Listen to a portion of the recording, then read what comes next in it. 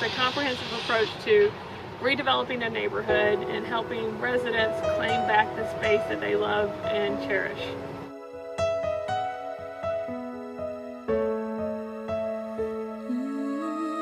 We have a diverse community now, and so with that we have to all come together, and so getting the word out and letting them know that the community center is for everyone. It's not just for a certain set of people. It's for anybody who wants to just do better, you know, and that's what the whole process, that's what I want out of it.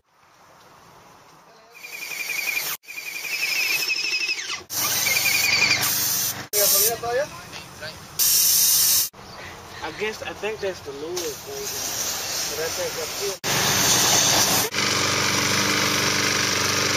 You can do it!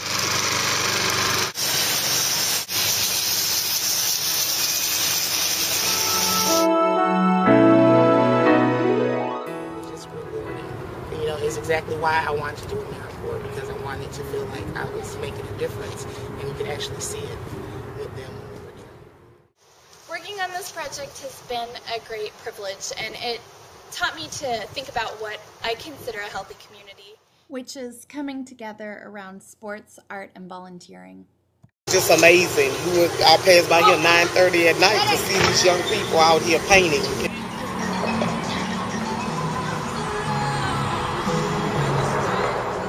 It just lets you know that people just want to, the cohesiveness. We just need to know the information. I thought it was a really wonderful experience that I could paint but also support the cause and the community. It's being a reunion.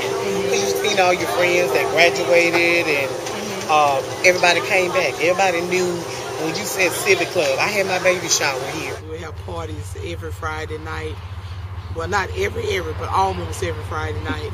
And people will come from everywhere to the Hawkins. Senior citizens went to Austin, and you know, they rallied City Hall against that toll road, and they were very, very, very diligent.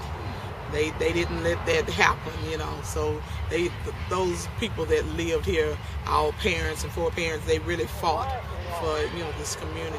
Are the original members of the Ryon Civic Club. We are the founders. Really? But how long have you been a member then of the Civic Club? Oh, probably since 1960. Fundraisers and stuff to raise money to put the streets. Stop and tell kids, no, you're not going to curse. They call your mom before you get home. They already know. So, you know, it was that type of neighborhood. Like a father, that's what he was like. He was like a coach and a father. And he was very, very disciplined. I played 4 years for the California Angels, and my start was right here. I started playing with Mr. Booth, who was my first Mr. Herman Smith, we call him Mr. Booth. Such a joy to play baseball, man. You know, it was like, what you gonna do today? Oh man, you lay down at night like, man, we got a game today. It wasn't till the night, but you know, when you get up that morning, you passed up school and everything. Everything just passed up. You like, oh man, we got a game. And that was the highlight of my childhood, playing with the Ryon School. There's so many great memories. Oh, probably going to the All-Star game.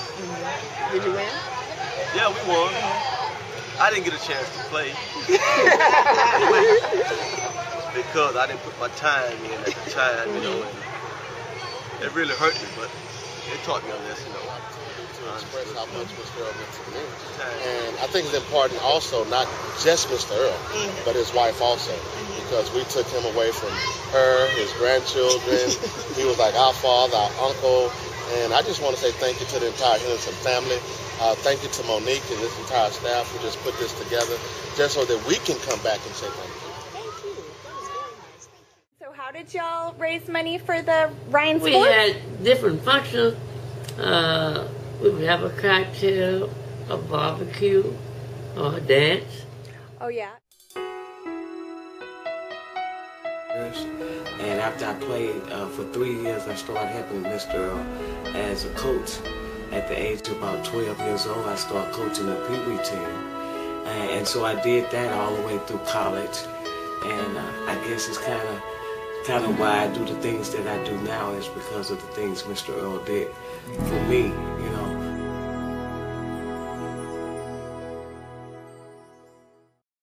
Well, I really want to use the same concept that they did back then, where the community came together to support our kids. Back then they had the Ryon Sportsman Club, which were a set of men that set aside money to get the baseball team together. So they never used government funds. It really was parents and people just getting their money together to do something positive for the kids. We have everything we need in this community. We just got to come together and then just put it out. You know, tell me what you can do, and we all take that concept and just bring it back to the kids and be able to help them. Mr. Earl said, hey, just because you're a girl doesn't mean that you can't do this. And so anything that comes toward me, I don't have that fear. And I think I bring that toward what he taught all of us through the game of baseball. Some of the challenges that I had as a child, I think one of the reasons that I got through it is because that I was always in some extracurricular activity. That whatever the situation at home was going on, that I had this place that I could, you know, really just, it was about me. You know, it wasn't, I can kind of escape. And I think art does that, and I think sports does that. The artists painted into the mural are important, with concern and focus on community. Diego Rivera, Faith Ringgold, Romer Bearden, and Nueva Roja share a concern about community development, preservation, and transformation. Mexican painter Diego Rivera paints the struggles of peasants, noble uprisings, political controversy, and the beauty of strength and glamour of stars. American artist Faith Ringgold depicts quilts of neighborhood dreams, traditions, and culture, while also dealing with tougher issues like race and gender inequality. Romer Bearden is also an American-born artist born to ethnically diverse parents. He too shared Mr. Henderson's love of baseball. He was offered the chance to play professionally if he would agree to pass as white. Rejecting the offer, he immersed himself into artistic depictions of the struggles and strengths of the community he had been asked to reject. My name is Nueva Roja. I'm an artist for Shine Studios Houston.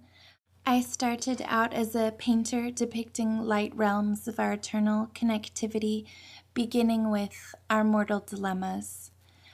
I've moved into dance with my students so that we could focus on social awareness issues and bringing them into pop culture through dance.